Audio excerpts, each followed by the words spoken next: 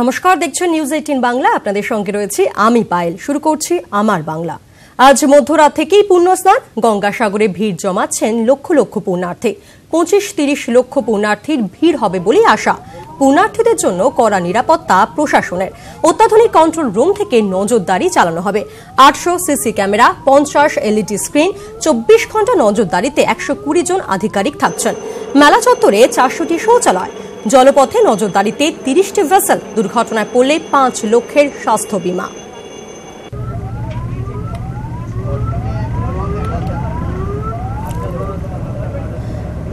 আমাদের সঙ্গে টেলিফোন লাইনে রয়েছেন অর্পণ মণ্ডল। অর্পণ, এই মুহূর্তে গঙ্গাসাগর মেলা চত্বর জুড়ে নিরাপত্তার ঠিক কি ছবি লক্ষ্য করা যাচ্ছে? দেখো, গত 3 দিন ধরে কিন্তু নিরাপত্তার চাদরে ঘিরে ফেলা হয়েছে গঙ্গাসাগর চত্বর।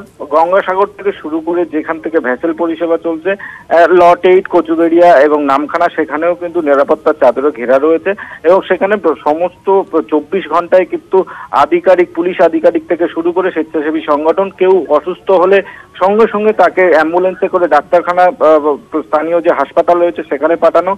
জল পরিষেবা এবং যে ভেসেল পরিষেবা চলছে, সঙ্গে সঙ্গে নদীতে যে প্লাস্টিক ফেলা হচ্ছে বা ফেলছে পুণ্যার্থীরা, সঙ্গে সঙ্গে সেটি পরিষ্কার করা এবং বাবুঘাট থেকে আর গঙ্গাসাগর পর্যন্ত 800 সিসিটিভি ক্যামেরা লাগানো হয়েছে এবং এলইডি স্ক্রিনে যে ভেসেল পরিষেবা এবং বাস পরিষেবা চলছে তার সময় নির্ধারণ করা হচ্ছে। সব মিলিয়ে গঙ্গাসাগর জমজমাট। এখনো পর্যন্ত প্রায় 15 থেকে 16 লক্ষ মানুষ এখানে এসেছেন।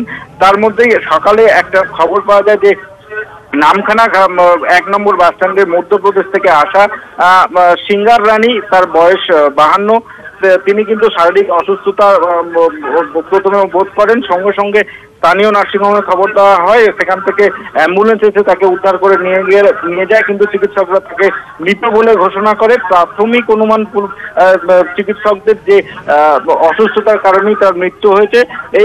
এই ঘটনা ছাড়া কিন্তু সর্বাঙ্গীন সুন্দর গঙ্গাসাগর মেলা। পায়েল, যেমন তুমি জানাচ্ছিলে, এখনো পর্যন্ত 15 লক্ষ মানুষের ভিড় রয়েছে, পুণ্যার্থীরা এসেছেন। সেক্ষেত্রে পুণ্যার্থীদের স্বাচ্ছন্দ্যের জন্য সব রকম ব্যবস্থা রয়েছে। 400টি শৌচালয়ও রয়েছে গঙ্গাসাগর মেলা চত্বর জুড়ে। সেক্ষেত্রে পুণ্যার্থীরা, তাদের সঙ্গে কথা বলা কি সম্ভব হয়েছে? তারা ঠিক কি জানাচ্ছেন? দেখো, তাদের সঙ্গে আমরা প্রথম দিন থেকেই কথা বলছি এবং আজ মধ্যরাত্রে এসেই মহেন্দ্রক্ষণ যখন পূর্ণ স্নান শুরু হবে এবং আগামীকাল দিন ভোর কিন্তু এই স্নানের পূর্ণ লগ্ন রয়েছে। আমরা প্রতিটি শুধু জেলা নয়, জেলার বাইরে থেকে এবং যারা এসেছে তাদের সঙ্গে আমরা কথা বলেছি। রাস্তাঘাটের যে বাফার জোন, থাকার ব্যবস্থা, শৌচালয় এবং খাওয়ার পানীয় জল, সমস্ত রকম সুবিধার জন্য তারাও কিন্তু উৎসাহিত। তারা এখনো পর্যন্ত কোনো পুণ্যার্থী কোনো কমপ্লেন্ট আসেনি। কোনো পুণ্যার্থী অসুস্থ হলে বা তার প্রয়োজনীয় কোনো সামগ্রী পেতে স্বেচ্ছাসেবী সংগঠন থেকে প্রশাসনিক আধিকারিক কাউকে কাছে সেই জিনিস পেয়ে যাওয়াতে উৎসাহী এবং পুণ্যার্থীরা জানাচ্ছেন যে গঙ্গাসাগরে আসাতে এবং গঙ্গাসাগর পৌঁছাতে তাদের কোনো রকম কোনো সমস্যা হয়নি। ধন্যবাদ তোমাকে। আমাদের সঙ্গে টেলিফোন লাইনে ছিলেন আমাদের প্রতিনিধি অর্পণ মণ্ডল। এইবার নতুন এলাম, ভালোই লাগলো। আমার গুরুজিও আসছেন, আরও আসার ইচ্ছা।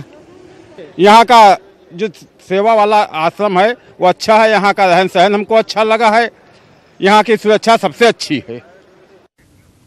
আমাদের অপর প্রতিনিধি অনুপ চক্রবর্তী, তিনি পৌঁছে গিয়েছেন। তিনি ঠিক কি প্রতিবেদন পাঠিয়েছেন একবার দেখুন। গঙ্গাসাগর মেলার কারণে কোস্টগার্ডের তরফ থেকে ত্রিস্তরীয় নিরাপত্তার ব্যবস্থা করা হয়েছে। আকাশপথে যেমন ইতিমধ্যে দেখা যাচ্ছে যে হেলিকপ্টার পক্ষ থেকে কোস্টগার্ডের আধিকারিক তারা কিন্তু নজরদারি চালাচ্ছে, তার পাশাপাশি দেখা যাচ্ছে যে অন্যদিকে যেমন পুণ্যার্থী যারা চান করছে সেখানে যাতে তারা কোনো বিপদে না পড়ে সেই জন্য যেমন নজরদারি চলছে। তার পাশাপাশি 4টি কিন্তু জাহাজ, সেই জাহাজের 4টি যে জাহাজ, সেই জাহাজের মধ্যে করে এনডিআরএফের যে টিম তারাও যেমন থাকবে, তার পাশাপাশি কোস্টগার্ডের যারা আধিকারিক তারাও কিন্তু মূলত এখানে থাকবেন। সব মিলিয়ে বলা যায় যাতে ছোট ছোট স্পিড বোট তার মধ্যে করে কিন্তু নজরদারি চলছে। সব মিলিয়ে বলা যায় গঙ্গাসাগরের যে নিরাপত্তা, সেই মেলার কারণে নিরাপত্তা কিন্তু আঁটোসাঁটো। এবং যে বাংলাদেশ, সামনে যে বাংলাদেশ উপকূল, সেই বাংলাদেশ বর্ডারে কিন্তু ইতিমধ্যে হেলিকপ্টারে করে নজরদারি রাখা হচ্ছে, এমনই কিন্তু কোস্টগার্ডের আধিকারিকরা জানাচ্ছে, যাতে কোনো পুণ্যার্থী বিপদে না পড়ে বা বড় কোনো ঘটনা যাতে এখানে না ঘটে যায়, সামাল দিতে পারে। সেই কারণেই মূলত কোস্টগার্ডের যারা আধিকারিক তারা কিন্তু এখানে নিরাপত্তা আঁটোসাঁটো করেছে পুণ্যার্থীদের সাথেই। ক্যামেরায় বিপুল ঘোষের সঙ্গে অনুপ চক্রবর্তী, নিউজ 18 বাংলা, গঙ্গাসাগর।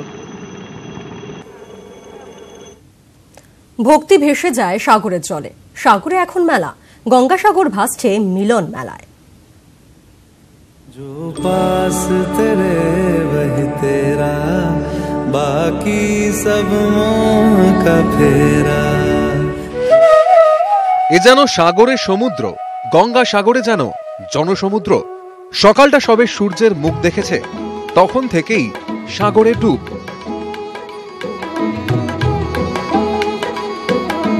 জোর হাতে পুণ্য স্নান, সাগরে এখন ভক্তির ঢেউ, ভক্তদের ভিড়।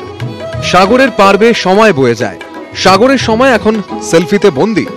হাজার হাজার পুণ্যার্থীর গন্তব্য এখন একটাই, গঙ্গাসাগর। तू क्यों समझ ना पाया, तन मिट्टी है मन माया। ये बहुत बढ़िया है स्थान, यहाँ पर कोई दिक्कत हो रहा है क्या? कोई दिक्कत नहीं है, सब सुविधाएं। সাগরের মেলা ঘিরে কলকাতার বাবুঘাটেও যেন মেলা বসেছে। বাবুঘাটের সাধুর শিঙায় যেন সাগরের ডাক।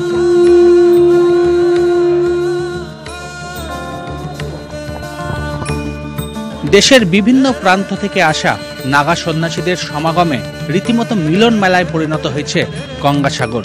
পুণ্যার্থীদের আশীর্বাদ করে তারা দেশের মঙ্গল কামনা করছেন। अच्छा लगता है, कपिल मुनि महाराज का मेला है, आनंद लगता है, साधु संत का मेला है।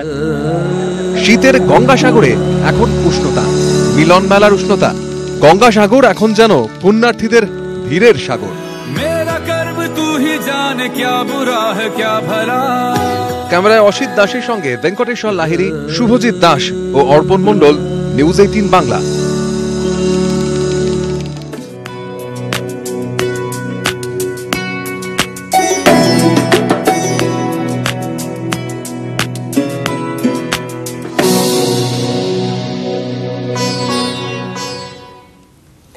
টুসুর সুরে ভাসছে গ্রাম বাংলা। মকর সংক্রান্তির আগে টুসুর গান রাঢ় বাংলার ঘরে ঘরে।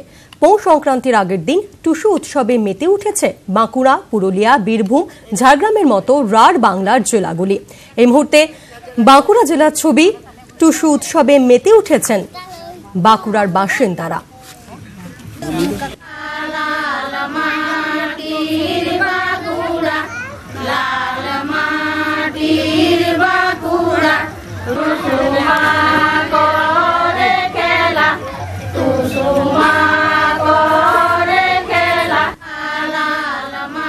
টেলিফোন লাইনে রয়েছেন আমাদের প্রতিনিধি মৃত্যুঞ্জয়। মৃত্যুঞ্জয়, টুসু উৎসবে মেতে উঠেছে এই মুহূর্তে গ্রাম বাংলা। এই মুহূর্তে ঠিক গ্রাম বাংলা জুড়ে, বাঁকুড়া জুড়ে টুসু উৎসবের কি ছবি নজরে আসছে? এমনিতে কথাই আছে যে বাঙালির 12 মাসে 13 পার্বণ, তেমনই এক পার্বণ হচ্ছে তোমার পৌষ পার্বণ। আগামী কালই হচ্ছে তোমার মকর সংক্রান্তি, এবং মকর সংক্রান্তির আগেই তোমার টুসু গানে মেতে উঠেছে তোমার রাঢ় বাংলার বাঁকুড়া জেলার যে সমস্ত গ্রামগুলি রয়েছে, প্রত্যন্ত গ্রাম, সেই গ্রামের মানুষজন। কারণ আমরা জানি যেটা হচ্ছে যে ইটু যেদিন থেকে বিসর্জন হয় তারপর থেকেই 1 মাস ধরে প্রায় ইটুকে তোমার লালন পালন করে গ্রাম বাংলার প্রত্যেক গৃহস্থের মানুষজনেরা, এবং তারা নিয়মিত ভাবে প্রতিদিন সন্ধ্যেই টুসুকে ফুল দিয়ে সাজিয়ে এবং প্রদীপ জ্বালিয়ে এবং মূলো, মুড়ি, চানাচুর এই সমস্ত দিয়ে ইটুকে পুজো করা হয়। কারণ ইটু এমনিতেই আমরা জানি যে ইটু কোনো দেবী নয়, রাঢ় বাংলার একটা সংস্কৃতি। সেই সংস্কৃতি মেনেই প্রতিদিন তোমার এই গ্রাম, প্রত্যন্ত গ্রামগুলির মানুষজন তারা একত্রিত হয় এবং এই পুজো করা হয়। ধন্যবাদ তোমাকে। আমাদের সঙ্গে টেলিফোন লাইনে ছিলেন আমাদের প্রতিনিধি মৃত্যুঞ্জয়। অঘ্রাণ মাসে যে লবান্ন হয় তখন আমরা ধান কাটা হয়, নতুন ধান হয়, ধান ভানা, ধান তুলি। তারপরে পৌষ মাসে আবার ইয়তির পূজা হয়। অঘ্রাণ মাসে সেই ইয়তি ধরে আমাদের টুসুটা হয়। ইয়তি ভাসানো হয়ে যায় অঘ্রাণ মাসে সংক্রান্তি দিয়ে টুসু আরম্ভ হয়েছে। তখন টুসু গান সেই পৌষ মাস থেকে আরম্ভ করি। কখনো চাল কুটছি, কখনো ধান ভানাতে যাচ্ছি, কখনো ধান সিদ্ধ করছি। এই ধান নিয়েই টুসু, ধানে নতুন সব কিছু ওতেই সব আছে। আমরা খেতে পেতাম নয়, সেই জন্য নতুন ধান হতো, এই মনের ফুর্তিটা একটা আলাদা। সন্ধ্যাবেলায় প্রদীপ দেয়, মুলা মুড়ি আনলো, কোনোদিন মন্ডা আনলাম, কোনোদিন মিষ্টি আনলাম। 30 দিন মায়ের টুসু বলা হয়। সংক্রান্তি দিনে বলে শেষ করি, সকালবেলায় ওই যে পোকা বাঁধে হোক, জলে লাল বাঁধে হোক, সব ভাসাতে যায়। বাঁকুড়ার পাশাপাশি পুরুলিয়াতেও কিন্তু সে একই ছবি নজরে আসছে। টুসু উৎসবে মেতে উঠেছেন গ্রাম বাংলার মানুষ। টুসু উৎসবে মেতে উঠেছে গ্রাম বাংলা। বাঁকুড়ার পাশাপাশি পুরুলিয়াতেও সেই ছবি নজরে আসছে। কথা বলবো, টেলিফোন লাইনে রয়েছেন আমাদের প্রতিনিধি ইন্দ্রজিৎ মণ্ডল। ইন্দ্রজিৎ, আমরা যেমনটা জানি যে দুর্গাপুজো থেকেও বড় উৎসব হিসেবে কিন্তু দেখা হয় টুসু পার্বণকে, সেক্ষেত্রে পুরুলিয়া জুড়ে এই মুহূর্তে কি ছবি, টুসু উৎসবে কিভাবে গা ভাসাচ্ছেন মানুষ? একেবারে পায়েল, যে কথাটা বলে রাখি, টুসু পরব বা একেবারেই পুরুলিয়া জেলার অন্যান্য উৎসবের তুলনায় অনেক বড় এবং এটা মূলত গ্রাম বাংলার মানুষ এই উৎসবে মেতে ওঠেন এবং প্রধানত আজ চৌঢল কিনে বাড়ি ফেরেন গ্রামের মেয়েরা এবং এই চৌঢল নিয়ে সারা রাত টুসু গান এবং খাওয়া দাওয়া, তার সাথে সারা রাত ধরে টুসু পরব পালন হয় গ্রামের বিভিন্ন গ্রামে, জেলার বিভিন্ন গ্রামে এবং এই উৎসবকে কেন্দ্র করে একেবারে গোটা জেলা প্রায় ছুটির আমেজ বলা যেতে পারে এবং এই টুসু আগামী জেলায় জেলায় কিন্তু এই মুহূর্তে এই টুসু পার্বণের ছবি নজরে আসছে, মেতে উঠেছেন মানুষ। ধন্যবাদ তোমাকে। আমাদের সঙ্গে টেলিফোন লাইনে ছিলেন আমাদের প্রতিনিধি ইন্দ্রজিৎ মণ্ডল। যতই আছে আমরা জড়ো হয় আর একটা দীর্ঘাতে আলপনা দিয়ে সাজা হয়, ওটাতে ফুল দেওয়া হয়, একটা একটা গান বলা হয়। আর যেদিন আমাদের ওই জাগরণ হয় সেদিন আমরা সবাই মিলে একসাথে মেলামেশা করি, গান করি আর একটু এনজয় ফুর্তি হয় আর কি সবার সাথে।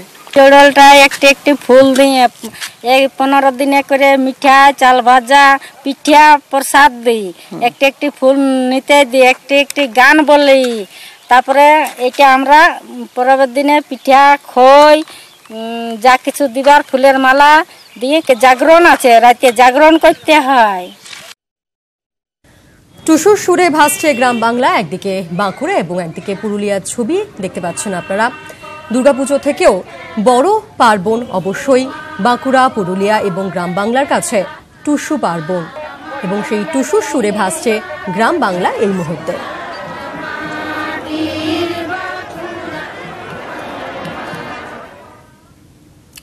পিকনিকে গিয়ে নিখোঁজ, তিস্তা ক্যানেলে আজও তল্লাশিতে বিপর্যয় মোকাবিলা দল। ক্যানেলে হাত পা ধুতে গিয়ে বিপত্তি ঘটে, পা পিছলে জলে পড়ে যান এক ব্যক্তি।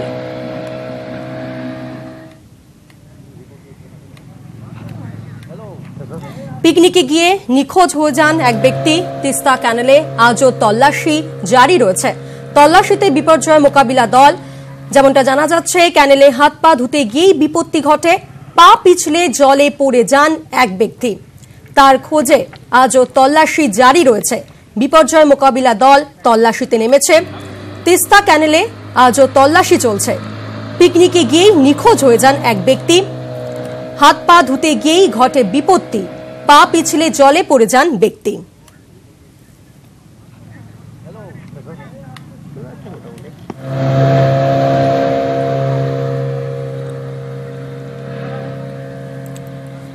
কথা বলবো, টেলিফোন লাইনে রয়েছেন আমাদের প্রতিনিধি পার্থ প্রতিম সরকার।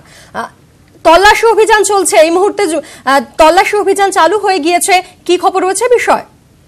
তোমাকে জানি কি, গতকাল থেকেই কিন্তু তল্লাশি অভিযান শুরু করছে। গতকাল অনেক রাত পর্যন্ত এই তল্লাশি অভিযান চলে। জলপাইগুড়ি ডিজাস্টার ম্যানেজমেন্টের সদস্যরা তারা বোটিং এর তল্লাশি চালায়, কিন্তু গতকাল রাতেও কোনো যেমন দেহ পাওয়া যায়নি। আজ সকাল থেকে ফের তল্লাশি শুরু হয়েছে। দুটো বোট ইতিমধ্যে নেমেছে। তিস্তা ক্যানেলে রয়েছে স্থানীয় পুলিশ কর্তারা, কিন্তু এখনো পর্যন্ত যে নিখোঁজ ব্যক্তির কোনো সন্ধান পাওয়া যায়নি। এখনো পর্যন্ত খোঁজ পাওয়া যায়নি। ধন্যবাদ তোমাকে। আমাদের সঙ্গে টেলিফোন লাইনে ছিলেন আমাদের প্রতিনিধি পার্থ প্রতিম সরকার।